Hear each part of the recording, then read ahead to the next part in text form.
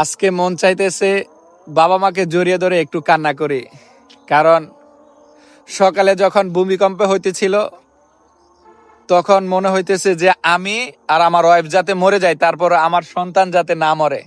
তাকে কোলে নিয়ে আমি 4 তলা থেকে যেভাবে দৌড় দিছিলাম নিচে, তো তখন মানে মনে পড়ছে বাবা মারে, যে আমার বাবা মা তো আমাকে এত ভালোবাসছে, যে তাদের নিজের দিকে কখনো খেয়াল রাখে নাই, সন্তানের দিকে সবসময় খেয়াল রাখছে, আদর যত্ন করছে।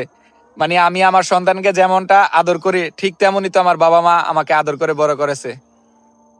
সত্যি বলতে আমরা কেউ এটা বুঝি না বড় হয়ে গেলে, তাই বাস্তবতা যখন সামনে আসে তো তখন সবকিছু মনে হয়, মানে তখন বুঝতে পারে মানুষ। তা আমি আজকে বুঝতে পারছি যে আমার বাবা মার প্রতি, যে আমার মানে কি বলবো, যে আমার বাবা মার আজকে কাছে পাইলে জড়ায় ধরে অনেক বলতাম যে তোমাদেরকে আমি অনেক ভালোবাসি।